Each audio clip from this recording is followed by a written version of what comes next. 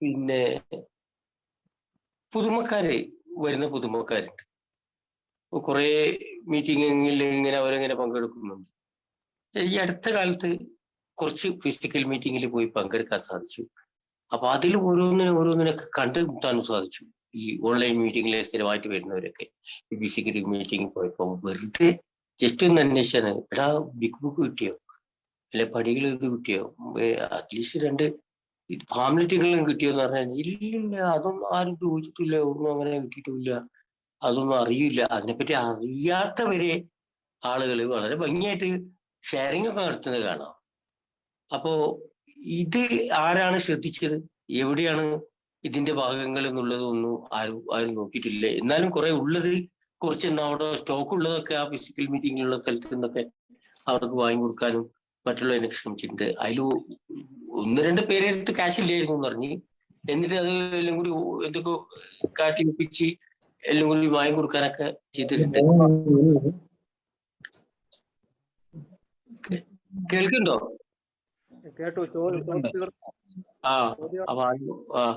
അപ്പൊ അങ്ങനെ ഒരു പരിപാടി ഇതില് നമ്മള് മാറ്റങ്ങളൊന്നും വരുത്തണം എന്നുള്ളതല്ല പറയുന്നത്. അത്തരം കാര്യങ്ങളൊന്നും കുറച്ച് ആയി വരുന്ന പുതുമക്കാർക്കൊക്കെ, ഓൺലൈൻ വരുന്ന പുതുമക്കാർക്കൊക്കെ ലിറ്ററേച്ചർ കിട്ടുന്നുണ്ടോ, അല്ലെങ്കിൽ അതിനുള്ള ഏർപ്പാട് ഈ സർവീസിലുള്ള ആളുകളോട് ചെയ്യാൻ വേണ്ടിയിട്ടോ, അല്ലെങ്കിൽ അങ്ങനെയുള്ള ഒരു നിർദ്ദേശങ്ങളൊക്കെ ഒന്ന് കൊടുക്കാൻ സാധിച്ചാൽ ഈ വന്ന് കയറുന്നവന് സാധാ ഫിസിക്കൽ മീറ്റിങ്ങിൽ പോകുന്ന മാതിരി തന്നെ കുറച്ച് ലിറ്ററേച്ചറുകളൊക്കെ കിട്ടാനൊക്കെ ഉള്ള ആ ഒരു വകുപ്പ് ഉണ്ടാക്കണമെന്ന് അർജന്റായിട്ട് ഒരു ആവശ്യമാണ് ഇപ്പോൾ ഒന്ന് പറയാനുള്ളത്. പിന്നെ സാമ്പത്തികമായിട്ടൊക്കെ നേരത്തെ ലതീഷ് പറഞ്ഞ നേരത്തെ തന്നെ പിന്നെ പൈസ ഉള്ളവന് ഒരു പ്രശ്നവും ഇല്ല പൈസ എടുക്കാൻ എന്ത് പരിപാടിക്കും എന്ന് വിചാരിക്കുന്നവരൊക്കെ ഇത്ര നിശ്ചിത തുക എന്ന് കൽപ്പിക്കുകയും അതെല്ലാവരും കൊടുക്കണം എന്ന് പറയുകയൊക്കെ കർശനമായിട്ടുള്ളത് കേട്ടിട്ടുണ്ട്. ആ കർശനമായിട്ട് തന്നെ അത് പറയുമ്പോൾ തന്നെ ഈ പൈസ ഇല്ലാത്തവന് അവന്റെ കണ്ണും മോറും ഒക്കെ വളരെ ദയനീയമായിട്ട് പോകുന്നതൊക്കെ കണ്ടിട്ടുണ്ട്. അപ്പോ അതിനെ പറ്റിയിട്ട് ചോദിച്ചപ്പോ പറഞ്ഞിട്ടുണ്ട്, ഓന് കുടിക്കാൻ പൈസ ഉണ്ടല്ലോ ഓനിപ്പോ. അപ്പോൾ ഞാൻ പറഞ്ഞു, നിങ്ങൾ നോക്കിയോ അവന്റെ സ്ഥിതികളൊക്കെ?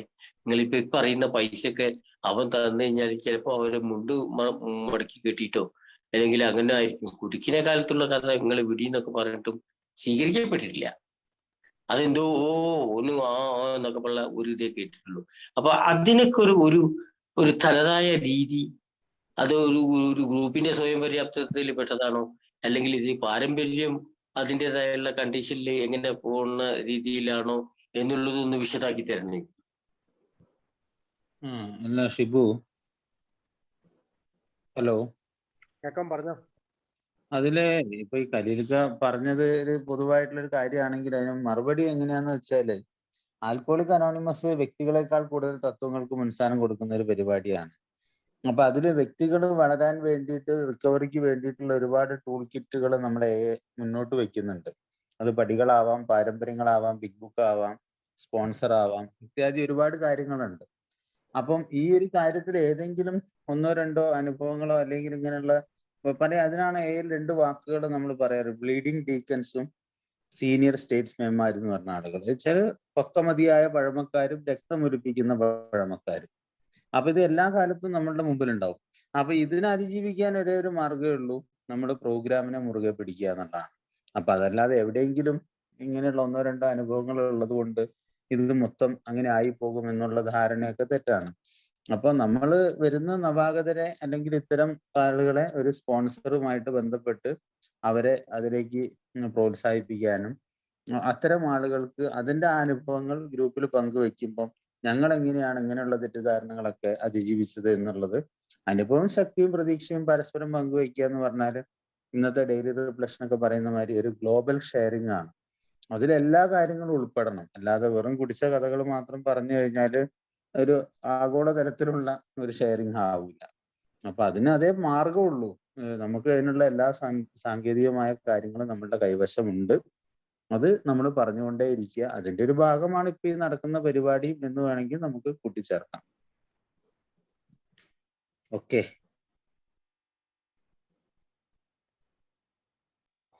അത് കഴിഞ്ഞോ? ആരെങ്കിലും എന്തെങ്കിലും സംസാരിക്കുന്നുണ്ടോ? അല്ലെങ്കിൽ അടുത്ത ചോദ്യത്തിലേക്ക് പോവാം.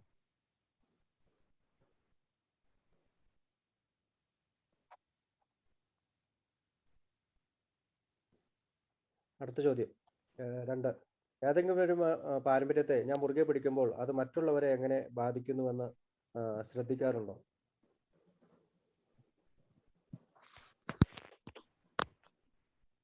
ഇപ്പോൾ ഞാൻ ഇപ്പൊ ഈ അടുത്ത ഈ ഓൺലൈൻ മീറ്റിംഗ് ഒക്കെ തുടങ്ങി കഴിയുമ്പോൾ പലരും പറയാറുണ്ട്, ഏത് പാരമ്പര്യം അനുസരിച്ചാണ് നിങ്ങൾ ഇത് ചെയ്യണത് എന്നൊക്കെ പറയുന്നത് കേട്ടിട്ടുണ്ട്.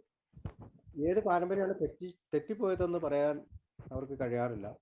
അപ്പൊ നമ്മൾ ഈ പാരമ്പര്യം എന്ന ഒരു പടച്ചട്ട അണിഞ്ഞുകൊണ്ട് ചെയ്യേണ്ടതായ ചില കാര്യങ്ങൾ ചെയ്യാതിരിക്കുന്നുണ്ടോ എന്ന് ഞാൻ എന്നെ തന്നെ വിമർശിക്കുകയാണ്, അല്ലാണ്ട് മറ്റുള്ളവരെയല്ല. എന്നെ തന്നെ പാരമ്പര്യം എന്ന പടച്ചട്ട അണിഞ്ഞുകൊണ്ട് ഞാൻ ആൽക്കോളിക്സ് അനോണിമസിന് വേണ്ടി ചെയ്യേണ്ട കാര്യങ്ങൾ ചെയ്യാതിരിക്കുന്നുണ്ടോ, അതാണ് ഞാൻ സ്വയം പരിശോധിക്കുകയാണല്ലോ.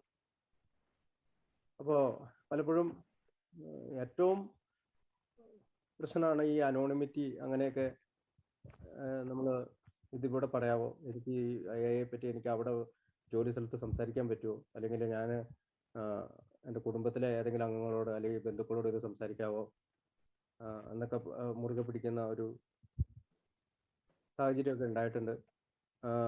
ഇത് വലിയ ഒരു ചർച്ചയ്ക്ക് വിധേയമാകേണ്ട കാര്യം കൂടിയാണ്. ഏതെങ്കിലും ഒരു പാരമ്പര്യത്തെ ഞാൻ മുറുകെ പിടിക്കുമ്പോൾ അത് മറ്റുള്ളവരെ എങ്ങനെ ബാധിക്കുന്നുവെന്ന് ശ്രദ്ധിക്കുന്നുണ്ടോ? അതിനെക്കുറിച്ച് കൂടുതലായിട്ട് പ്രമോദേട്ടനും രതീഷുകാരും പറയും. പ്രമോദേട്ടാ, തുടങ്ങാമോ? Okay Shivu.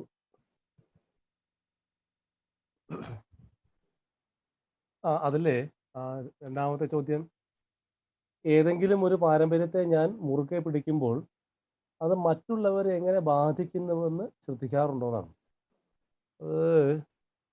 When I chafe about any particular tradition, do I realize how it affects others എന്നാണ് ആ ചോദ്യം ഇംഗ്ലീഷ് ഫോമിൽ. ചെയ്ഫ് എന്ന വാക്കാണ് അവിടെ വന്നിരിക്കുന്നത്, CHAFE. അതിന്റെ അർത്ഥം മുറുകെ പിടിക്കുന്നത് എന്ന് ഞാൻ തർജ്ജമ ചെയ്തിട്ടുണ്ടെങ്കിൽ പോലും അത് ആ മുറുകെ പിടിക്കലാവുന്നില്ല അവിടെ. വേറെ, അതായത് നമ്മൾ വ്രണപ്പെടുത്തുന്ന ഒരു രീതിയിൽ എന്നാണ് അതിന് അർത്ഥമുള്ളത്. അത് നമ്മൾ നാടൻ ഭാഷയെ പറയാറില്ലേ, ഏതെങ്കിലും പാരമ്പര്യത്തെ പറ്റി നമ്മൾ ചൊറിഞ്ഞുകൊണ്ടിരിക്കുക എന്ന് പറയാറില്ലേ. അപ്പോൾ വല്ലാതെ നിർബന്ധപൂർവം നമ്മൾ ചെലുത്തുന്ന പരിപാടിയാണ് ഇവിടെ ഉദ്ദേശിക്കുന്നത്. അപ്പൊ ഏതെങ്കിലും ഒരു പാരമ്പര്യത്തെ നമ്മൾ അമിതമായി മുറുകെ പിടിക്കുമ്പോൾ എന്ന് വേണേൽ നമുക്ക് മനസ്സിലാക്കാം. ക്രമം വിട്ട് മുറുകെ പിടിക്കുമ്പോൾ, നടപ്പിലാക്കാൻ ശ്രമിക്കുമ്പോൾ അത് മറ്റുള്ളവരെ എങ്ങനെ ബാധിക്കുന്നുവെന്ന് ശ്രദ്ധിക്കാറുണ്ടോ? അപ്പം ഈ ഒരു ക്വസ്റ്റ്യൻ ഈ ഒരു സ്ഥാനത്ത് 8ാമത്തെ പാരമ്പര്യത്തിന്റെ ചെക്ക് ലിസ്റ്റിനകത്ത് എങ്ങനെ കയറി എന്നുള്ളത് ഞാൻ ചിന്തിച്ചുകൊണ്ടിരിക്കുകയായിരുന്നു. അപ്പം ഇവിടെ എത്തുമ്പോൾ ആണല്ലോ ഒരുപാട് കാര്യങ്ങൾ പ്രത്യേകിച്ച് ശിവു നേരത്തെ പറഞ്ഞ പോലെ പണമിടപാടുകൾ, ധനം, അതിവിടെ ഈ ഒരു ഏരിയയിൽ വരുമ്പോഴാണ് കൂടുതലായിട്ട് നമ്മളിലേക്ക് വരുന്നത്. അതുപോലെ സർവീസ് നേരത്തെ 1 മുതൽ 7, 6 വരെയുള്ള ഭാഗത്ത് സർവീസും ഉത്തരവാദിത്വവും ഐക്യവും ഒക്കെ ആയിരുന്നെങ്കിൽ ഇവിടെ കുറെ കൂടി സംഗതി അതിന്റെ ഒരു പ്രായോഗിക തലത്തിലേക്ക് ട്രാക്ക് മാറുകയാണ്, പ്രായോഗിക തലത്തിലേക്ക് പോവുകയാണ്. 7-8 ട്രഡീഷൻ വരുമ്പോൾ പണം, ഭൗതികമായ സാഹചര്യങ്ങൾ, അതുപോലെ നമ്മൾ എങ്ങനെ അത് മാനേജ് ചെയ്യുന്നു, നമ്മൾ എങ്ങനെ അത് കൈകാര്യം ചെയ്യുന്നു, ഇത്തരം കാര്യങ്ങളാണ് ഈ 7-8 പറഞ്ഞത്. പണത്തിന് മാത്രമല്ല പ്രാധാന്യം, നമ്മൾ അത് എങ്ങനെ കൈകാര്യം ചെയ്യുന്നു എന്നുള്ള ഒരു കാര്യത്തിന് വളരെ പ്രാധാന്യമുണ്ട്. അതുപോലെ അതിനോടുള്ള നമ്മുടെ മനോഭാവം, അതിനും എങ്ങനെയുള്ള മനോഭാവമാണ് പുലർത്തുന്നത് എന്ന കാര്യത്തിനും ഇവിടെ വലിയ പ്രാധാന്യമുണ്ട്. അപ്പോൾ ഇവിടെ ഒരു പാരമ്പര്യത്തെയും മുറുകെ പിടിച്ചുകൊണ്ട്, എനിക്ക് പറയാനുള്ളതാണ്, മുറുകെ പിടിച്ചുകൊണ്ട് അത് വ്രണപ്പെടുത്തുവാനോ അല്ല അതിൽ കൂടുതൽ ഉറച്ചു നിന്നുകൊണ്ട് നടപ്പിലാകേണ്ട ഒന്നും തന്നെ ഇതിനകത്തില്ല. കർക്കശ ബുദ്ധിയോടുകൂടി വീണ്ടും ആവർത്തിച്ച് നടപ്പാക്കേണ്ടതല്ല എന്ന് വിചാരിച്ച് ഞാനിത് പ്രാധാന്യമില്ല എന്നല്ല ഉദ്ദേശിക്കുന്നത്. ആവർത്തിച്ച് മറ്റുള്ളവർക്ക് എന്താണ് ഒരു തരം പറഞ്ഞ നാടൻ ഭാഷയിൽ പറഞ്ഞ സ്വൈര്യം കൊടുക്കാതെ നടപ്പിൽ വരുത്തേണ്ട ഒരു പദ്ധതിയല്ല ട്രഡീഷൻസ്. ഇതിന് നടപ്പിൽ വരുത്തുവാൻ, അതാണ് ഈ മനോഭാവത്തിന് പ്രാധാന്യമുണ്ട് എന്ന് പറഞ്ഞത്. അപ്പൊ ഇത് ബോധപൂർവം ഉത്തരവാദിത്തം നമ്മൾ ഓരോരുത്തരും ഏറ്റെടുക്കേണ്ടതാണ്. ഒരാളോ രണ്ടാളോ ഞാനോ ഷിബുവോ ലതീഷ് ഭായിയോ ഒന്നും അങ്ങനെ ഒരാളോ രണ്ടാളോ ഇതിന്റെ ഉത്തരവാദിത്തം ഏറ്റെടുക്കേണ്ട രീതിയല്ല. ഒരു ട്രഡീഷന്റെ ഉത്തരവാദിത്തത്തിന്റെ അതിന്റെ ഒരു ലെജൻഡായി മാറേണ്ട ഒരു ഉത്തരവാദിത്വം ആർക്കും ഇല്ല. ഒരു ട്രഡീഷന്റെയും ഗ്രേറ്റ് എക്സ്പോണന്റ് ആയി മാറേണ്ട ഒരു അവസ്ഥ ഇവിടെ ഇല്ല. അതിന്റെ കാരണം ഇതിനോടുള്ള മനോഭാവം നമ്മൾ സൂക്ഷിക്കുന്നത്, നമ്മൾ ഓരോരുത്തർക്കും കൃത്യമായ ഉത്തരവാദിത്വം ഇതിനകത്തുണ്ട്. ഒരാൾക്ക് പോലും ആ ഉത്തരവാദിത്തത്തിൽ നിന്ന് ഒഴിവാകാൻ പറ്റില്ല. അപ്പൊ ഫ്രീഡം ഉണ്ട്, സ്വാതന്ത്ര്യമുണ്ട് എന്ന് പറയുമ്പോൾ ആ സ്വാതന്ത്ര്യം, നാലാമത്തെ ട്രഡീഷൻ വരുമ്പോൾ നമുക്കറിയാം, ആ സ്വാതന്ത്ര്യം എന്ന് പറയുന്നത് അമിതമായ സ്വാതന്ത്ര്യമല്ല, എന്തും ചെയ്യാനുള്ള സ്വാതന്ത്ര്യമല്ല, ഉത്തരവാദിത്വം ചെയ്യാനുള്ള സ്വാതന്ത്ര്യമാണ്. സെയിം സാധനം തന്നെയാണ് ഇവിടെ വേറൊരു രീതിയിൽ വരുന്നത്. അപ്പോ ഈ ഒരു ട്രഡീഷനെയും മുറുകെ പിടിച്ചുകൊണ്ട് അടിച്ചേൽപ്പിച്ചുകൊണ്ട് അനുവർത്തിക്കാൻ നിർബന്ധിച്ചുകൊണ്ട് ഒന്നും നമ്മൾ ചെയ്യേണ്ട കാര്യമില്ല. അത് ഓരോ അംഗവും ബോധപൂർവം സ്വന്തം ഉത്തരവാദിത്തമായി കരുതി ഏറ്റെടുക്കുന്ന ഒരു രീതിയാണ് വേണ്ടത്. അതുകൊണ്ട് തന്നെ ഞാൻ ഏതെങ്കിലും ഒരു പാരമ്പര്യം, ഇപ്പൊ പണത്തിന്റെ കാര്യം തന്നെ എടുത്തു, ഇപ്പോ അത് ഭൗതിക കാര്യങ്ങളിൽ വരുമ്പോൾ ഒരുപാട് തർക്കങ്ങളുണ്ടാവും. നിരവധി സാധ്യതകളുള്ള ഒരു കാര്യമാണ് ഇവിടെ.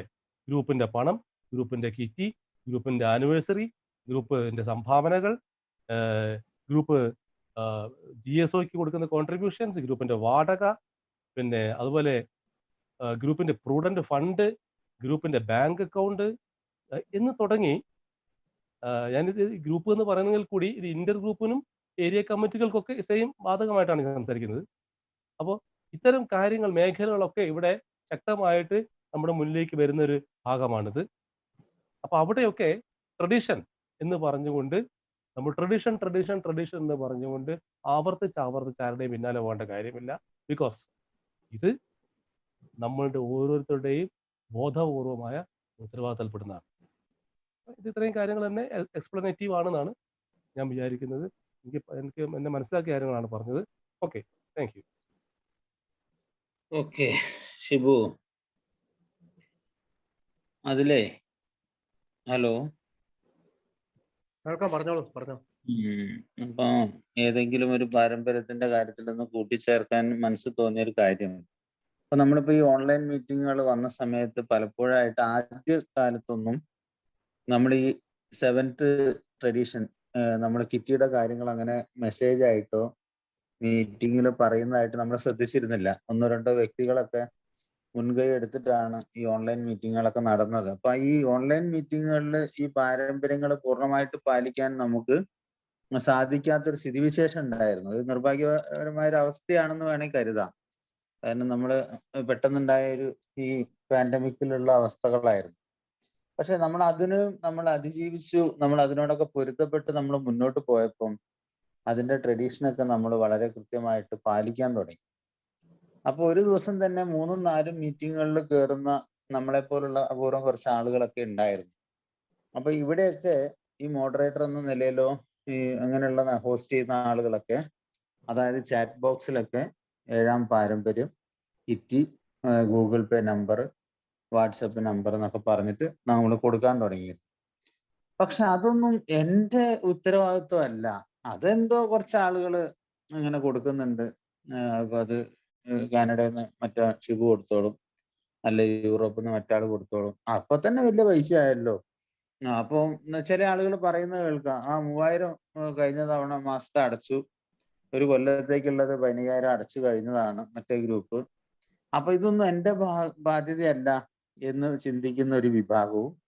എന്നാ ഇടയ്ക്കും തലയ്ക്കും ഒരു 50 രൂപ ഈ വാട്സപ്പും ഗൂഗിൾ പേ ചെയ്തിട്ട് രാവിലെയും ഉച്ചയ്ക്കും വൈകുന്നേരം ലഞ്ച് ബ്രേക്കിലും ഈവനിങ് ബ്രേക്കിലും ഒക്കെ കയറിയിട്ട് അതാ ഗൂഗിൾ പേ ചെയ്യണം, ഇത് ട്രഡീഷൻ പാലിക്കണം, അങ്ങനെ ഇങ്ങനെ എന്നൊക്കെ പറഞ്ഞിട്ട് പിടിവാശി പിടിച്ച് നടക്കുന്ന മറ്റൊരു വിഭാഗം ആളുകളും നമ്മളുടെ ഇടയിൽ കാണാറുണ്ട്. ഇത് രണ്ടിനും പ്രശ്നങ്ങൾ സൃഷ്ടിക്കുന്ന ഒരവസ്ഥയുണ്ട്. അപ്പൊ അതുകൊണ്ട് ഇതിന്റെ ഒരു ഇൻ ബിറ്റ്വീനിലുള്ള ഒരു പാത്ത് എന്നുള്ള നിലയിൽ നമ്മൾ അതിനെ ആകർഷിക്കുന്ന രീതിയിൽ അത് ഇൻഫോർമേറ്റീവ് ആയിട്ട് നമ്മളത് കൈകാര്യം ചെയ്യേണ്ടത് വളരെ നിർബന്ധമാണ്. അപ്പോൾ ഇവിടെ ഈ ഒരു നിർദ്ദേശം ഞാനത് മുറുകെ പിടിക്കുന്നതുകൊണ്ട് മറ്റൊരാളെ അത് സാരമായിട്ട് ബുദ്ധിമുട്ടിക്കുന്ന ഒരവസ്ഥകൾ ഉണ്ടെങ്കിൽ അതൊന്നും നമ്മളുടെ കാര്യമല്ല.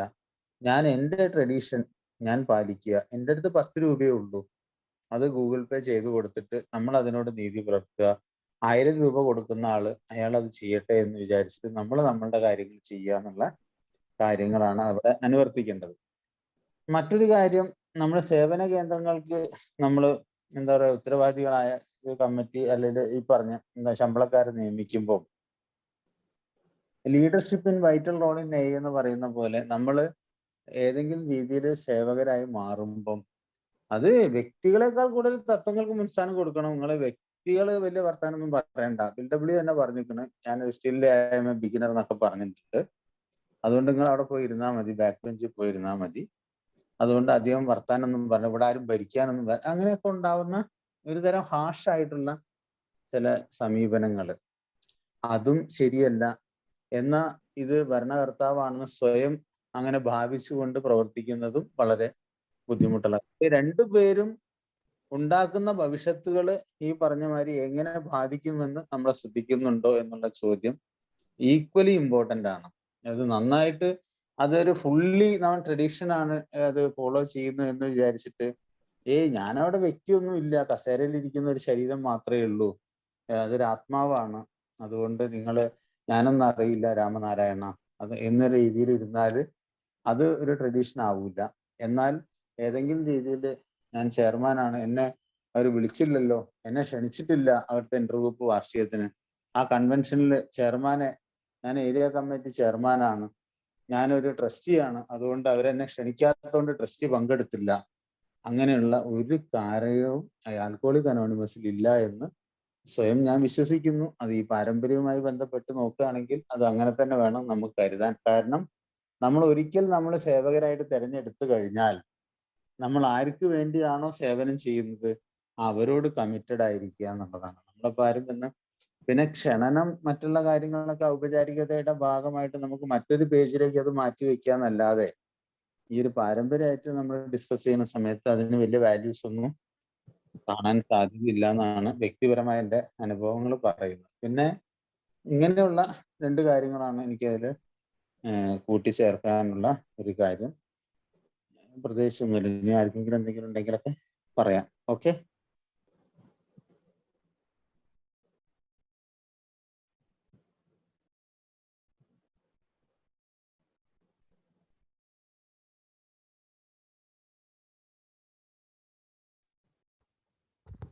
ആർക്കെങ്കിലും എന്തെങ്കിലും പറയാനുണ്ടോ?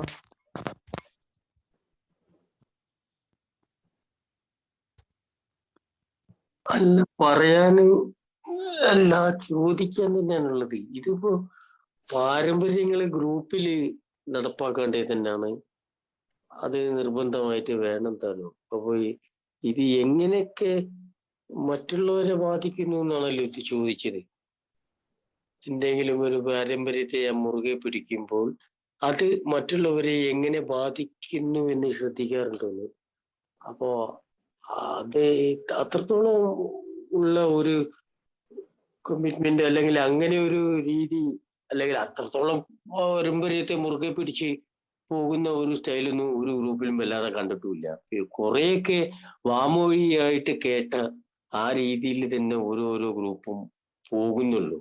അല്ലാതെ ഇങ്ങനെ ഇപ്പൊ മീറ്റിംഗ് കൊടുക്കുമ്പോൾ ആ 12 പാരമ്പര്യം വായിക്കുന്നതിൽ വരെ എന്തെങ്കിലുമൊക്കെ നോക്കിയിട്ട് ചെയ്യുന്നതായിട്ടുള്ള ഗ്രൂപ്പൊന്നും കാണാത്തത് കൊണ്ട് ഇത്തരം കാര്യങ്ങൾ അത്ര ശ്രദ്ധിക്കേണ്ട ഒരവസ്ഥ വന്നിട്ടില്ല എന്ന് തന്നെ തോന്നി.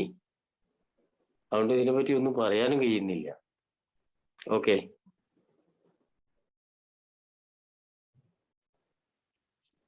അടുത്ത ചോദ്യത്തിലേക്ക് പോവാം. 3ാമത്തെ ചോദ്യം, എൻ്റെ വ്യക്തിപരമായ യത്നങ്ങൾക്ക് പണമില്ലെങ്കിലും മറ്റ് പ്രതിഫലങ്ങൾ വാങ്ങുവാൻ ഞാൻ ശ്രമിക്കാറുണ്ടോ? എൻ്റെ വ്യക്തിപരമായ പ്രവർത്തനങ്ങൾക്ക് പണമല്ല മറ്റ് പ്രതിഫലങ്ങൾ വാങ്ങുവാൻ ഞാൻ ശ്രമിക്കാറുണ്ടോ? പ്രമോദ് തുടങ്ങാമോ? അത് വളരെ സിമ്പിളായ ഒരു കാര്യമാണ്. നമുക്ക് എല്ലാവർക്കും വലിയ ബുദ്ധിമുട്ടില്ലാതെ മനസ്സിലാക്കാൻ പറ്റിയ ഒരു കാര്യമാണെന്ന് എനിക്ക് തോന്നുന്നത്. അപ്പോൾ ഞാൻ അതിനെപ്പറ്റി കൂടുതൽ സംസാരിക്കേണ്ട കാര്യമില്ല. ഇവിടെ ഒരുപാട് പേര് സംസാരിക്കാതെ സൈലന്റ് ആണ്. മണികണ്ഠനൊക്കെ ഉണ്ട്.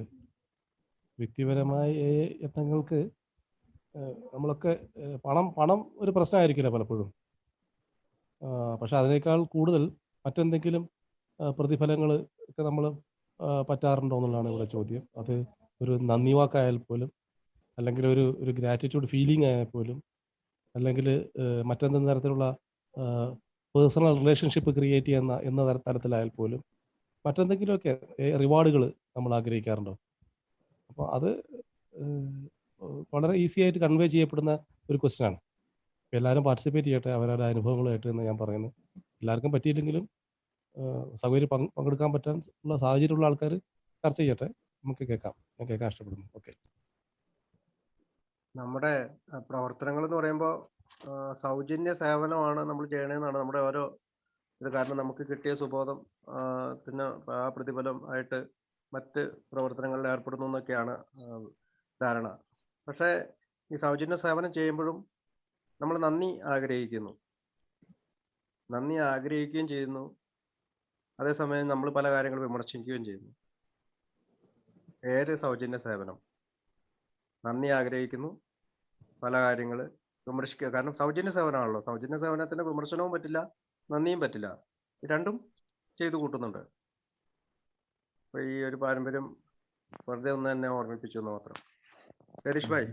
ഓക്കെ ഷിബു, അതിലിപ്പോ ഉള്ള പ്രകടമായ അനുഭവങ്ങൾ പറയാം. ഏതായാലും ആൽക്കഹോളിക് അനോണിമസിൽ വന്നപ്പം ആദ്യകാലത്ത് വന്നിരുന്ന സമയത്തൊക്കെ ചില ആളുകൾ ബർത്ത്ഡേ ആഘോഷിക്കുന്ന സമയത്ത് അവരുടെ സ്പോൺസർ എന്ന്, അന്നൊക്കെ അങ്ങനെ ഒരു കീഴ്വഴക്കം ഉണ്ടായിരുന്നു. എയിലേക്ക് മെസ്സേജ് കൊടുക്കുന്ന മെസ്സഞ്ചർ ഓട്ടോമാറ്റിക്കലി അയാളുടെ ഒരു സ്പോൺസർ ആണെന്നുള്ളത് ഒരു പറയാതെ പറഞ്ഞു നിർത്തിയ ഒരു തത്വം എയിൽ നിലനിന്നിരുന്നു എന്നുള്ളതാണ്. അതിന്റെ ഭാഗമായിട്ടൊരു നിർബന്ധ ബുദ്ധിയോടുകൂടി ചില സ്പോൺസർമാര് നിലനിന്നിരുന്ന ഒരു കാലഘട്ടത്തില് നാളെ ടോക്കൺ വാങ്ങാൻ പോവാണ്, ശബരിമലയ്ക്ക് കെട്ട് നിറയ്ക്കാൻ പോകുന്നതിന് മുമ്പ് നമ്മൾ ഈ ദക്ഷിണയൊക്കെ കൊണ്ടു കൊടുക്കും ഞങ്ങളുടെ നാട്ടിൽ. ഞാനൊക്കെ അപ്പോൾ അതിന് മുമ്പ് പോയി കാലിൽ തൊട്ട് വഴങ്ങി ഒരു വെള്ള ഷർട്ടും മുണ്ടൊക്കെ വാങ്ങിക്കൊണ്ട് കൊടുത്ത് പാൻറ് ഷർട്ടൊക്കെ വാങ്ങിക്കൊടുക്കുന്ന പതിവുകൾ.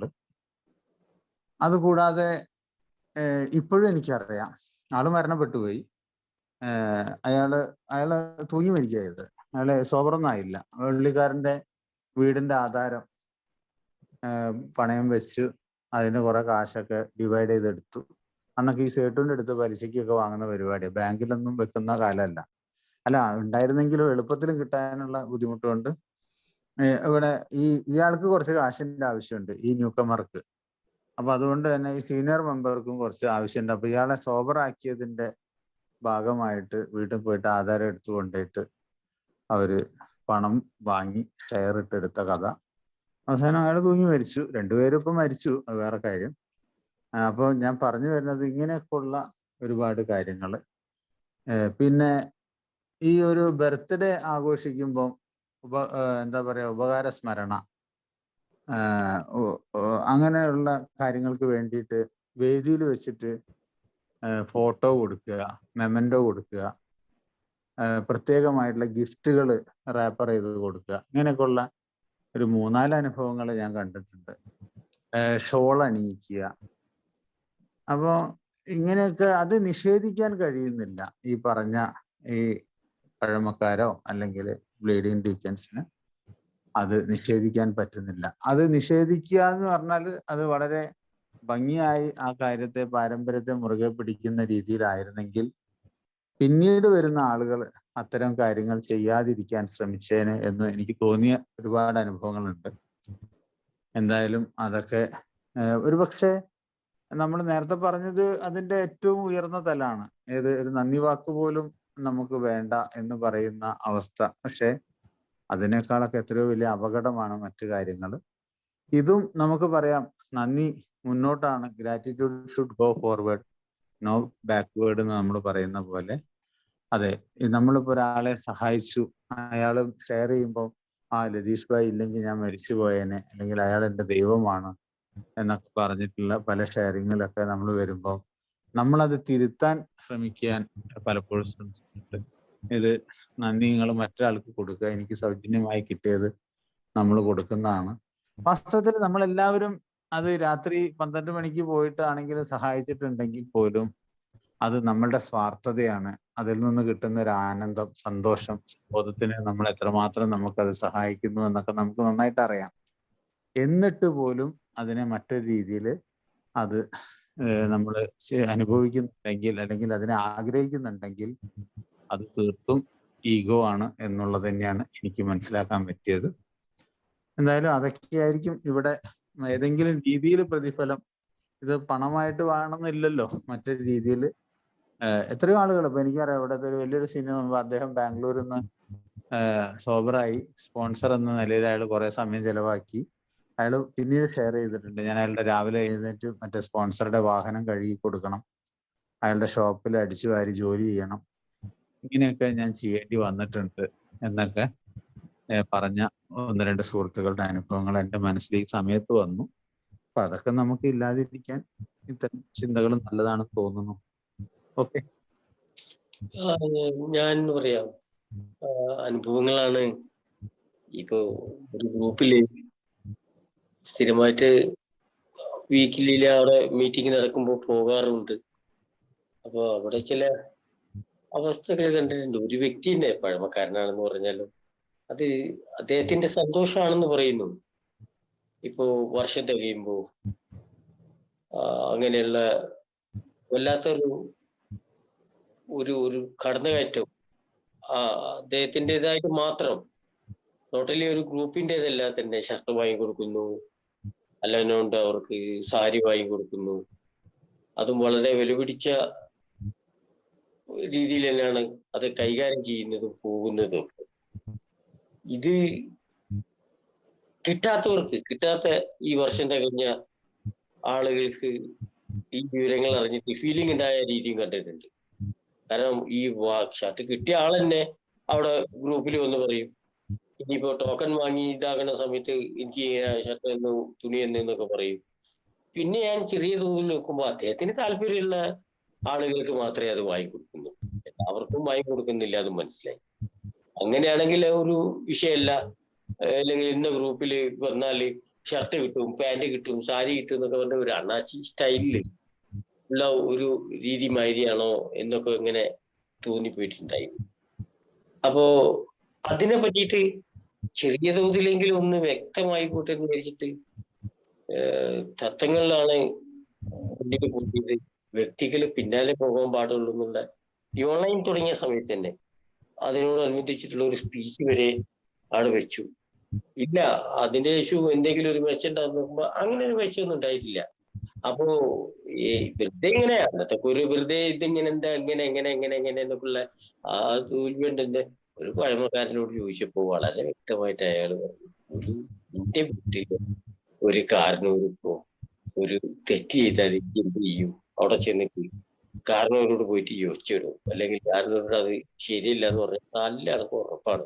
നീ മാത്രം ഒരു മൂലയിൽ എന്ത് കാര്യം കാത്തിരുന്നു, പതിയെ ശരിയായിക്കോളൂ, അതൊക്കെ അങ്ങോട്ട് കുറ്റോളൂ, മനസ്സിലാക്കണവര് മനസ്സിലാക്കിക്കോളൂ എന്ന് പറഞ്ഞിട്ട് പിന്നെ ആ ഭാഗം അത്ര മൈൻഡും ചെയ്തിട്ടില്ല. അപ്പോ ഇതില് ആളാകാൻ ശ്രമിക്കുന്നതാണോ എന്നുള്ളൊരു തോന്നലും കൂടി വന്നപ്പോ ഒരു ദിവസം ചോദിച്ചു എന്ന് തന്നെയാണ് തോന്നുന്നത് അദ്ദേഹത്തിനോട് തന്നെ. അപ്പൊ അദ്ദേഹം തന്നെ പറഞ്ഞു, ഒന്നുമില്ല, അവരൊക്കെ നിലനിൽക്കണമെന്നേ ഉള്ളൂ, നിൽക്കണം, അല്ലാതെ വേറൊരു സതുദ്ദേശം പറ്റി തന്നെയാണ് ചെയ്യുന്നത്, മറ്റു വേറെ ഉദ്ദേശം അല്ലെങ്കിൽ പാരമ്പര്യ ലംഘനവും മറ്റുള്ളതുമില്ല, അതിന്റെ തന്നെ ഒരു താല്പര്യത്തില് ഞാനിങ്ങനെ കൊണ്ടുപോകുന്നതാണെന്നൊക്കെയാണ് ആ ഒരു, അല്ലെങ്കിൽ അതൊരു ഷെയറിങ് മാതിരി നടത്തിയതാണെന്ന് അറിയില്ല ഈ വിവരങ്ങളൊക്കെ കേട്ടിട്ട്. അപ്പൊ അങ്ങനെയും കേട്ടപ്പോഴും തോന്നി, കോട്ടയത്ത് അങ്ങോട്ട് ഇതൊക്കെ കടുത്ത സാധനം വേണമെന്നൊക്കെ പറഞ്ഞ മാതിരി സഹിക്കാനുള്ളതല്ലേ ഉള്ളൂ എന്നും വിചാരിക്കുന്നു. പക്ഷെ ഒരു ഗ്രൂപ്പിനെ സംബന്ധിച്ചിട്ട് അതുകൊണ്ട് ഒരു ഗ്രൂപ്പ് ഇപ്പോ ചുമ്മാതല്ല, ഒരു സ്റ്റിയറിംഗ് കമ്മിറ്റി വേണം എന്നൊക്കെ പറയുന്നത്. അപ്പൊ ഈ സ്റ്റിയറിംഗ് കമ്മിറ്റി വന്നു കഴിഞ്ഞാൽ അതിന്റെ ഒരു 4 ചർച്ചയിലൊക്കെ ഇത്തരം അവസ്ഥകളൊക്കെ ഇല്ലാതാകും. ഇതെല്ലാം നല്ല രീതിയിൽ നടക്കും. അപ്പൊ ഒരു സ്റ്റിയറിംഗ് കമ്മിറ്റിന്റെ ഒരു അഭാവം തന്നെയാണ്. അപ്പൊ ഇത്തരം പാരമ്പര്യങ്ങളൊക്കെ ഭംഗിയായിട്ട് കൊണ്ടുപോകാൻ സാധിക്കാത്തതും അല്ലെങ്കിൽ അതിനെ പറ്റിയിട്ട് അറിയാത്തതും അതും മനസ്സിലായി. അതുകൊണ്ട് അതെന്തെങ്കിലും പറ്റേ അപ്പൊ ആവാം എന്ന് വിചാരിച്ചിട്ട് മിണ്ടാതെ മാത്രം. അപ്പോ നിയന്ത്രണമൊന്നും അത് ഓരോരോ ഗ്രൂപ്പിലെ അവിടെയുള്ള ആളുകൾ തന്നെ അല്ലെങ്കിൽ അതിന്റെ രീതിയിൽ അവരവരെ ഇഷ്ടം പോലെ ഇതിന്റെ രീതിയിൽ പോകുന്നു. അതൊന്നും ആർക്കും എതിർക്കാനോ പറയാനോ കഴിയാത്തത് ഈ പാരമ്പര്യത്തെ പറ്റിയിട്ട് കൂടുതൽ അറിയാത്ത അല്ലെങ്കിൽ അതിനെ പറ്റിയിട്ട് ഒരുപാട് ഈ ക്ലാസ്സുകൾ കിട്ടാത്തത് കൊണ്ടുള്ള ഒരു ധാരണ മനസ്സിലായി. അപ്പൊ അത്ര തന്നെ. അപ്പൊ ഇങ്ങനെ കാണുന്നതൊക്കെ ഇങ്ങനെ എഴുതി വെക്കുക, അത്ര വേറെ ഒന്നും ചെയ്യാൻ കഴിയുന്നില്ല. ഇനി എന്തെങ്കിലും ഇനി സേവനത്തിലേക്ക് വരുന്ന പുതിയ ആളുകൾ അതിൻ്റെതായുള്ള അതിന്റെ പക്കമായുള്ള ശില്പശാലെ മറ്റുള്ളത് സംബന്ധിച്ചിട്ട് കറക്റ്റ് ആയിട്ട് അതിങ്ങനെ കൊണ്ടുപോയാൽ തന്നെ ഇത് നടക്കുള്ളൂ. അത് മനസ്സിലായിട്ടുണ്ട് ആ പാരമ്പര്യയിലൊക്കെ. കാരണം ഇവിടെ മെയിനായിട്ട് ഈ നിലനിൽപ്പ് ഗ്രൂപ്പിന്റെ നിലനിൽപ്പ് തടസ്സപ്പെട്ടാൽ മരണത്തിന് കൂട്ടിവെക്കേണ്ടി എന്ന് പറഞ്ഞ മാതിരി വേദനിക്കാൻ പാടില്ല ഒരാളെ പ്രവൃത്തി കൊണ്ട് ഗ്രൂപ്പിൽ വെക്കുന്ന മറ്റുള്ളവര്. ആ പ്രതിഫലം എന്നൊക്കെ പറയുമ്പോ അത്ര രീതിയിൽ ഞാൻ ചെയ്യുന്നത് ശരിയാണെന്നുള്ള തോന്നല് എല്ലാവർക്കും ഉണ്ടാവും. ആ കാര്യങ്ങളിലെ ഇതില് പറയുന്നുണ്ട് ഈ പാരമ്പര്യം തീരെ മനസ്സിലായിട്ടില്ലേ. പിന്നീടൊക്കെ തന്നെയാണ് ഇതിന്റെ വൈലോയും മറ്റേതൊക്കെ വന്നിട്ട് കുറെ ക്ലിയർ ആയതൊക്കെ. അങ്ങനെയൊക്കെ തന്നെ.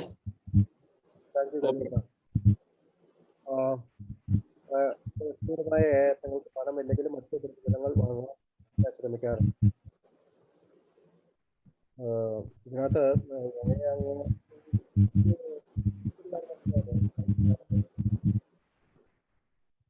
ഒരുപാട് അറിവുകളുള്ള അംഗങ്ങളൊക്കെ ഉണ്ട്. അപ്പൊ അവരോട് മീറ്റിങ്ങിന് വരാനൊക്കെ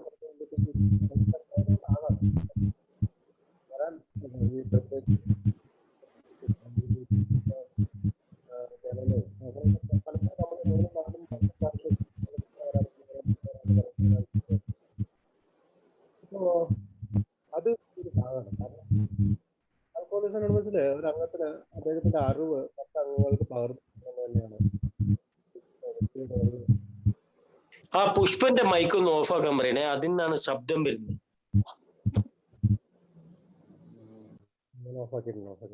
അപ്പോ അതൊരു ശ്രദ്ധയോടുകൂടി എനിക്ക് അറിവുള്ളവരെ വളരെ ചെയ്യുന്നവർ ഒരുപാട് പേരുണ്ട്. അവരുടെ നന്ദിയോടുകൂടി ഓർക്കുന്നു. കാരണം യാത്രയിലും ജോലി തിരക്കിനിടയിലും ഒരുപാട് ഓടി നടന്ന് ഈ സന്ദേശം മറ്റുള്ളവർക്ക് പകർന്നു കൊടുക്കുന്ന ഒരുപാട് പേരുണ്ട്. പക്ഷെ അറിവുള്ളവർ പോലും പലപ്പോഴും അത് ചെയ്യാതിരിക്കുന്നതും ഒരു പക്ഷേ ഈ പറയുന്ന പോലെ ഇതിനൊരു വിലങ്ങുതടിയായിട്ട് പലതും കാണുന്നതുകൊണ്ടാണോ എന്നൊക്കെ എനിക്ക് തോന്നാറുണ്ട്. പിന്നെ ചില മീറ്റിങ്ങുകളിൽ പോകാതിരിക്കുക, ചില ഗ്രൂപ്പുകളിൽ പോകാതിരിക്കുക, അയാൾ അങ്ങനെയാണ് അല്ലെങ്കിൽ ആ ഗ്രൂപ്പ് ഇങ്ങനെയാണെന്നൊക്കെ വിലയിരുത്തിക്കൊണ്ട്, അല്ലെങ്കിൽ എനിക്കൊരു സാർ സ്ഥാനം അല്ലെങ്കിൽ എനിക്കൊരു മേജർ സ്ഥാനം കിട്ടുന്നില്ലെങ്കിൽ ഞാൻ അങ്ങോട്ട് പോകാതിരിക്കുക, അങ്ങനെയൊക്കെ ഞാൻ ചെയ്യുന്നുണ്ടെങ്കിൽ അതിൽ നിന്ന് എടുത്തു മാറ്റപ്പെടേണ്ടതാണ്. ഈ പാരമ്പര്യ പഠന സ്വയം പരിശോധന സഹായി അത് തന്നെ പ്രാപ്തനാക്കുന്നുണ്ട്. അടുത്ത ചോദ്യത്തിലേക്ക് പോകാം. മദ്യാസക്തി ചോദ്യം നമ്പർ 4. മദ്യാസക്തി മോചനം, ഔഷധങ്ങൾ, സാമൂഹ്യ ശാസ്ത്രം, മനഃശാസ്ത്രം, ആത്മീയ കാര്യങ്ങൾ, കാര്യങ്ങൾ അല്ലെങ്കിൽ എളിമയെക്കുറിച്ചോ ജ്ഞാനിയോ പണ്ഡിതനോ ചമയാൻ ഞാൻ യിൽ ശ്രമിക്കാറുണ്ടോ? മദ്യാസക്തി മോചനം, ഔഷധങ്ങൾ, സാമൂഹ്യ ശാസ്ത്രം, മനഃശാസ്ത്രം, ആത്മീയ കാര്യങ്ങൾ, കാര്യങ്ങൾ അല്ലെങ്കിൽ എളിമയെക്കുറിച്ചോ ജ്ഞാനിയോ പണ്ഡിതനോ ചമയാൻ ഞാൻ യിൽ ശ്രമിക്കാറുണ്ടോ? പ്രമോദേട്ടം തുറക്കും വെക്കോ? ഓക്കെ ഷിബു. അപ്പൊ ഇത് നേരത്തെ പോലെ തന്നെ വളരെ സുവ്യക്തമായ ഒരു ചോദ്യമാണ്. ഇത് ഈ നേരത്തെ പോലെ തന്നെ വളരെ സാധാരണയായിട്ട് നമ്മുടെ ഇടയിൽ കണ്ടുവരുന്ന ഒരു പ്രശ്നം കൂടിയാണ്. നേരത്തെ പ്രതിഫലം പണമല്ലാത്തുള്ള പ്രതിഫലങ്ങൾ വാങ്ങാൻ ശ്രമിക്കാറുണ്ടോ എന്നുള്ള ചോദ്യമായിരുന്നു. അതേപ്പറ്റി നമ്മൾ പറഞ്ഞു. അത് കിട്ടാൻ വേണ്ടി സത്യത്തിൽ ഒരുപാട് അതിൻ്റെ ദുരന്ത ഫലങ്ങളൊക്കെ ചില സഹിക്കാൻ പറ്റാത്ത അല്ലെങ്കിൽ അസഹനീയമായ തലത്തിലൊക്കെ അതങ്ങ് പോകാറുണ്ട് ചിലപ്പോൾ. ആ, ആ, ഈ വേദിയിൽ വെച്ചിട്ട് രതീഷ് പറഞ്ഞ പോലെ അഭിനന്ദിക്കപ്പെടാൻ ഉള്ള ശ്രമങ്ങൾ മനഃപൂർവ്വം നടത്തുന്നത് ഒരുപാട് തവണ ഞാൻ ഞാൻ കണ്ടിട്ടുണ്ട്. ഞാൻ ആലോചിച്ചിട്ടുണ്ട് എന്തിനാണ് ഇങ്ങനെ ചെയ്യുന്നത്. ഒരാൾ സ്പോൺസർ ആണെങ്കിൽ ആ സ്പോൺസർ ചെല്ലുമ്പോൾ അയാൾക്ക് ഒരു പ്രത്യേക സ്വീകരണവും അയാൾ ചെല്ലുന്ന സ്ഥലത്ത് എവിടെയായാലും ഏത് മീറ്റിംഗിൽ ചെന്നാലും അത് അത് ആഗ്രഹിച്ചുകൊണ്ട് അത് നടപ്പിലാക്കി അതിൽ ആസ്വദിച്ചുകൊണ്ട് പോകുന്ന ഒരു തലത്തിലേക്കൊക്കെ ഈ കാര്യങ്ങൾ ഉണ്ടെന്നുള്ളത് ഞാൻ നിരീക്ഷിച്ചിട്ടുണ്ട്. അപ്പോൾ അത്തരം കാര്യങ്ങളൊക്കെ നമ്മളിലുണ്ടോ എന്ന് പരിശോധിക്കാനാണ് ആ ചോദ്യം. മറ്റത് ഈ ഒരു 4ാമത്തെ ചോദ്യം വളരെ സ്വാഭാവിക വളരെ വളരെ കോമൺ ആയിട്ട് വരുന്ന ഒരു പ്രശ്നമാണ്. അപ്പോൾ പലരും നമ്മൾ ഒരുപാട് കാര്യങ്ങൾ നമുക്ക് അവഗാഹവും ഒരുപാട് കാര്യങ്ങൾ വായിച്ചറിവും ഷെയർഡ് ഇൻഫർമേഷനും ഒക്കെ നമ്മുടെ കയ്യിലേക്ക് വരാറുണ്ട്. ഒരുപക്ഷെ എയിൽ വരുന്നതിന് മുമ്പ് ഉണ്ടായതിനേക്കാൾ എത്രയോ കൂടുതൽ അവബോധം സ്വാഭാവികമായിട്ടും പല വിഷയങ്ങളിലും കടന്നു വരും. അല്ലെങ്കിൽ എക്സ്പെർട്ടായി മാറും. അതിൽ റിക്കവറിയെ സംബന്ധിച്ച കാര്യങ്ങളായാലും മെഡിസിൻ ആയാലും സോഷ്യോളജിക്കൽ, അതുപോലെ അല്പം മനഃശാസ്ത്രം, സ്പിരിച്വാലിറ്റി ഒക്കെ ഒരുപാട് കാര്യങ്ങൾ പറയും. ഒക്കെ നമ്മൾ എക്സ്പേർട്ട്. അതുപോലെ എളിമയെ പറ്റി പറഞ്ഞ അവസാനം തല്ലാവും. എളിമയെ പറ്റി ചർച്ച ചെയ്യാൻ പോയാൽ ആ ഒരു സ്വഭാവവിശേഷം നമ്മളുള്ളത് കൊണ്ട് തന്നെയാണ് ഈ ചോദ്യത്തിന് പ്രാധാന്യമുള്ളത്. അപ്പം എനിക്ക് ഇത്തരം കാര്യങ്ങളിലൊക്കെ നമ്മൾ ഓരോരുത്തരും സ്വന്തമായിട്ട് പരിശോധിക്കുമ്പോൾ ഇത്തരം കാര്യങ്ങളിലൊക്കെ കൂടുതൽ അറിവുണ്ടോ? ഇനി അറിവുണ്ടെങ്കിൽ തന്നെ ഞാനത് സാഹചര്യം നോക്കാതെ, സമയം നോക്കാതെ അത് എയിൽ അത് ചെലവാക്കാൻ ശ്രമിക്കാറുണ്ടോ? ഞാൻ ആർജിച്ച എയിലൂടെ തന്നെയാണ്. ഇവിടെ ഒരു കാര്യമുണ്ട്, ഇത്തരം എന്ത് ഇൻഫർമേഷൻ ഉണ്ടെങ്കിലും എന്ത് അറിവുണ്ടെങ്കിലും അതിൻ്റെ ഏറിയ പങ്കും ആർജിച്ചിരിക്കുന്നത് എയിൽ നിന്ന് തന്നെയാണ് തിരിച്ചറിവുകൾ ഒരുപാട് വരുന്നത്. അപ്പോൾ ആ തിരിച്ചറിവുകളെല്ലാം നമ്മൾ ഇവിടെ നമ്മുടെ ഇടയിൽ തന്നെ വീണ്ടും റീസെയിലിന് ശ്രമിക്കാറുണ്ടോ? മറിച്ച് വിൽക്കാൻ ശ്രമിക്കാറുണ്ടോ? മറിച്ച് വിൽപ്പനയ്ക്ക് ഇവിടുന്ന് കിട്ടിയത് ഇവിടെ തന്നെ മറിച്ച് വിൽക്കാൻ നമ്മൾ ശ്രമിക്കാറുണ്ടോ? ഒരു കച്ചവടക്കാരനെ പോലെ. അങ്ങനെ ഒരു പണ്ഡിതൻ ചമയാൻ ഇവിടുന്ന് കിട്ടിയ അറിവുകളെ അല്ലെങ്കിൽ മറ്റ് ഇതിന്റെ ഭാഗമായി കിട്ടിയ അറിവുകളെ ഇവിടെ തന്നെ കൂടുതൽ റേറ്റിൽ ചെലവഴിക്കാൻ അല്ലെങ്കിൽ നമ്മൾ ശ്രമിക്കാറുണ്ടോ? ഒരു ആത്മീയ കാര്യങ്ങളെപ്പറ്റി നമുക്ക് ഒരുപാട് സംസാരിക്കാൻ പറ്റും. അപ്പം അത്തരം ഒരു ആത്മീയ തലത്തിലേക്ക് എത്തിയ ആളെന്നുള്ള രീതിയിൽ നമുക്ക് അങ്ങനെ ചമയാൻ ശ്രമിക്കാറുണ്ടോ? അപ്പോൾ ഇത്തരത്തിൽ ഇതൊന്നും ശരിക്ക് നമ്മളിൽ അർപ്പിതമായ കാര്യങ്ങളല്ല, നമ്മളിൽ ഉത്തരവാദിത്തപ്പെട്ട കാര്യങ്ങളല്ലല്ലോ. ഇതേപ്പറ്റിയൊക്കെ ഏറെക്കുറെ അറിവുണ്ടെന്നല്ലാതെ ആധികാരികമായിട്ട് നമ്മൾ പറയാൻ നമ്മൾ ബാധ്യസ്ഥരല്ല. അങ്ങനെ പറയാൻ പോയി കഴിഞ്ഞാൽ ഇവിടെ പരസ്പരം അടിയും പരസ്പരം തർക്കം തീരില്ല. അതുകൊണ്ട് തന്നെ അത്തരം ഒരു സാഹചര്യത്തിലേക്ക് നമ്മൾ പോകേണ്ട കാര്യമില്ല. നമ്മൾ ഒരു മനഃശാസ്ത്രജ്ഞനോ ഒരു ആത്മീയവാദിയോ അല്ലെങ്കിൽ പണ്ഡിതനോ ജ്ഞാനിയോ ഒന്നുമല്ല. നമ്മൾ അംഗമെന്ന നിലയിൽ നമ്മൾ എല്ലാവരും ഒരുപോലെയാണ് എന്ന് നമ്മൾ സ്വാഭാവികമായിട്ട് പറയാറുണ്ട്. അപ്പോൾ ഇവിടെ ഇത് വളരെ കോമൺ ആയ ഒരു കാര്യമാണ്. അങ്ങനെ നമ്മൾ എയിൽ ഒരു പോസ്റ്റ് ഒരു ബിസിനസ് നമ്മൾ നടത്താറുണ്ടോ എന്നുള്ളതാണ് ചോദ്യം. ഓരോരുത്തർക്കും അവരവൻ്റെ മനസാക്ഷിയോട് ഇത് ചോദിച്ചു നോക്കാം. ഓക്കെ, രതീഷ് ഭായ്.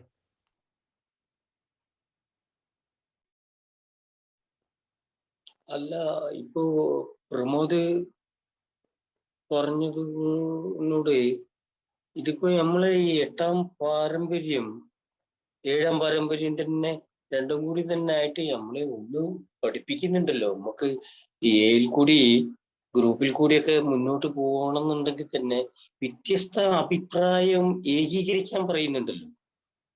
ആ ഒരു ഏകീകരണം കിട്ടിയില്ല എന്നുണ്ടെങ്കിൽ അവൻ കടന്നു വരുന്നവൻ വീണ്ടും അടുത്ത മീറ്റിങ്ങിന് കടന്നു വരുമ്പോഴൊക്കെ ഒരു അസ്വസ്ഥത വരുന്നുണ്ടല്ലോ. അതില്ലായ്മ ചെയ്യണം എന്നുള്ള ഒരു ഇതിന് തന്നെയാണല്ലോ ഞാൻ നേരത്തെ പറഞ്ഞ ആ സ്റ്റിയറിംഗ് കമ്മിറ്റിയൊക്കെ ഇത്തരം കാര്യങ്ങളിലേക്ക് ഉപകാരപ്പെടുന്നതും ആ രീതി വരുന്നതൊക്കെ. മറ്റേത് എന്നും ഇവിടെ ഈ ഗ്രൂപ്പിൽ ഇങ്ങനെയാണ്, മറ്റേ ഗ്രൂപ്പിൽ അങ്ങനെയാണ് എന്നുള്ളൊരു വസ്തുത അല്ലാതെ വേറൊന്നും അവന് ചെയ്യാനെങ്കില്ല. അവിടെയൊക്കെ പിന്നെയും ഒന്നുകൂടെ ഞാനുമായിട്ട് പൊരുത്തപ്പെട്ടു പോകുന്നത് കൊണ്ട് മാത്രം തന്നെയാണ് അത്തരം ഗ്രൂപ്പുകളിലൊക്കെ ചെന്നിരിക്കാൻ കഴിയുന്നത്. കാരണം ഇതില് വളരെ വ്യക്തമായിട്ട് 7-ലും 8-ലും പറയുന്നുണ്ട് എനിക്ക് ഏത് ഗ്രൂപ്പിലും കയറി ചെല്ലാൻ പറ്റണം. എങ്ങനെ തന്നെ ആയാലും എന്ത് പ്രശ്നമായാലും ഞാൻ ഏത് ഗ്രൂപ്പിൽ കയറി ചെല്ലാൻ പറ്റണം. കാരണം മറ്റേ ഗ്രൂപ്പിൽ നീ ഇങ്ങോട്ട് കയറണ്ടെന്ന് പറയുന്ന ഒരവസ്ഥ ഉണ്ടാകുന്നത് വരെ, അല്ലെങ്കിൽ അങ്ങനെ ഉണ്ടാക്കാതിരിക്കാനാണല്ലോ അതിന്റെ ഒരു ശ്രമം നടത്തുന്നതൊക്കെ. അപ്പോ ഇതിൽ തന്നെ കുറെ വ്യക്തമായിട്ട് ഇപ്പൊ മദ്യാസക്തി മോചനം, അതുപോലെ ഔഷധങ്ങൾ എന്തോ അത് ആ മരുന്നുണ്ട് മരുന്ന് പറ്റും മറ്റേത് പറ്റും എന്നൊക്കെ പറഞ്ഞിട്ടൊക്കെ ചില ഷെയറിങ്ങുകളൊക്കെ കേൾക്കാമെന്നല്ലാതെ അതിനെ പറ്റിയിട്ട് ഗഹനമായി ഇപ്പൊ യോഗ അത് ചെയ്യാം ഇത് ചെയ്യാന്നൊക്കെ പറഞ്ഞിട്ട് വളരെ കണ്ടീഷനായിട്ട് സംസാരിക്കുന്നവരുണ്ട്. പിന്നെ എന്താ പ്രാണായാമം എന്തോ ഒരു ഗുരു വന്നപ്പോ അതും ഒരു ഗ്രൂപ്പിൽ പറഞ്ഞിട്ടുണ്ട്, അവിടെ ചെന്നാ പോരെ എന്നൊക്കെ പറഞ്ഞിട്ട് അവിടെ പോയ ആൾക്കാരും ഇപ്പൊ ഗ്രൂപ്പിൽ കയറി വരാൻ പറ്റാതെ ആ ഒരു തരത്തിൽ പോകുന്നതുണ്ട്. പിന്നെ സാമൂഹ്യ ശാസ്ത്രം എന്ന് ഉദ്ദേശിക്കുന്നത് എനിക്കറിയില്ല, രാഷ്ട്രീയമാണോ, രാഷ്ട്രീയം സംസാരിക്കുന്നതും കണ്ടിട്ടുണ്ട്, തടസ്സപ്പെടുത്തുന്നതൊക്കെ ആ രീതിയിലും കണ്ടിട്ടുണ്ട്. പിന്നെ മനഃശാസ്ത്രത്തിനെ പറ്റിയിട്ട് ആത്മീയ കാര്യങ്ങളെ പറ്റിയിട്ടൊക്കെ അതൊക്കെ ഇടക്കാലങ്ങളിലാണ് വന്നത്. പക്ഷെ അങ്ങനെ ചെറിയ രീതിയിൽ ആത്മീയമായിട്ടും ആത്മീയ വിഷയങ്ങളൊക്കെ സംസാരിക്കുന്ന ആ മനുഷ്യനൊക്കെ വളരെ ഒറ്റപ്പെട്ടിട്ട് വേർപ്പെട്ടിട്ട് ചിരിച്ചും കൊണ്ട് സ്വീകരിക്കുന്ന, അതായത് ചിരിക്കാൻ മീൻസ് ഒരു കളിയാക്കി ചിരിക്കുന്ന രീതിയിലൊക്കെ അതും കണ്ടിട്ടുണ്ട്. പിന്നെ ഏഴ് കാര്യങ്ങളൊക്കെ ചില കാരണന്മാർ തന്നെയാണ് അത് വ്യക്തമായിട്ട് അവിടെ വന്നിട്ട് പറയുക ഷെയറിങ്ങിന്റെ കാര്യങ്ങൾ സമയത്തൊക്കെ. അല്ല അതിനായിട്ടൊരു പ്രത്യേക സമയം കണ്ടെത്തിയിട്ടൊന്നും കേട്ടിട്ടില്ല. പക്ഷെ അങ്ങനെ സംസാരിക്കുമ്പോൾ അത് എത്ര ആളുകൾ ശ്രദ്ധിക്കുന്നുണ്ടെന്ന് നോക്കിയാൽ ആര് ശ്രദ്ധിക്കുന്നു, വെറുതെ എങ്ങനെ നോക്കിക്കണമെന്നല്ലാതെ വളർച്ചയൊന്നും അത്തരം രീതിയിൽ കാണാൻ സാധിച്ചിട്ടില്ല.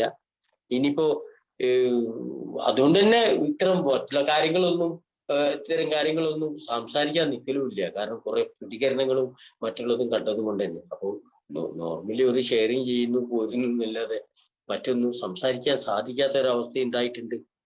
പക്ഷെ ഇവിടെ ഈ ഒരു വ്യത്യസ്ത അഭിപ്രായം ഏകീകരിക്കുന്ന ഒരു മൈൻഡിൽ ഗ്രൂപ്പ് എത്തിച്ചേരുമ്പോൾ ആ ഗ്രൂപ്പ് എത്രത്തോളം നന്നാകും, എത്രത്തോളം ക്ലിയർ ആകും, എത്രത്തോളം പേർക്ക് വളരെ ശക്തമായിട്ട് ആ മോചനം പാരമ്പര്യത്തിന്റെ അല്ലെ ഐക്യത്തിന്റെ ആ രീതിയിലൊക്കെ പോകാൻ കഴിയുന്നു ചിന്തിക്കുന്നുണ്ട്. ഓക്കെ, നന്ദി ഖലീൽക്ക, ലതീഷ് ഭായ്, പ്രമോദ്. നമുക്ക് ഈ ഒരു ചോദ്യവും പിന്നീടുള്ള ചോദ്യങ്ങളും കൂടി 4-മത്തെ ചോദ്യവും പിന്നീടുള്ള ചോദ്യങ്ങളും കൂടി അടുത്ത ആഴ്ച ഒന്ന് വിശദീകരിക്കാം. മാഷ് വരും. നോട്ട് ചെയ്ത് വെക്കണേ. നോട്ട് ചെയ്യാം. എല്ലാവർക്കും നന്ദി പറയുന്നു. ഇന്ന് വേറൊരു പ്രത്യേകത കൂടെ ഉണ്ട്. നമ്മുടെ ബിജു വി എൻ മുംബൈ ഇന്ന് 1 വർഷം പൂർത്തിയായിരിക്കുകയാണ്. ഇന്ന് അദ്ദേഹത്തിന്റെ ബർത്ത്ഡേ ആണ്. അദ്ദേഹത്തിന് എല്ലാവിധ ആശംസകളും ആഫ്റ്റർ മീറ്റിംഗിൽ.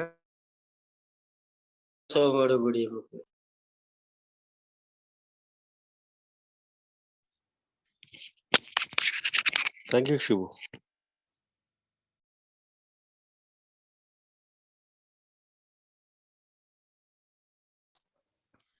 ഖലീലിക്ക് വായിക്കാൻ പറ്റിയാലും മതി. വാഗ്ദാനം. ഷംസു ഇല്ല അല്ലേ? ഇല്ല, ബേസിൽ പുറത്താകാൻ സാധ്യതയുണ്ട്.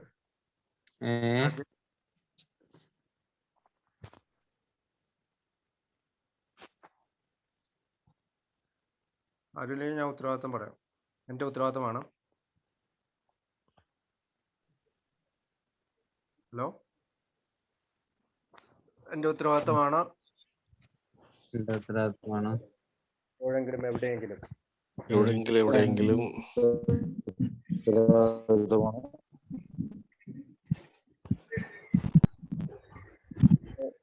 അവിടെ ഉണ്ടായിരിക്കണമെന്ന്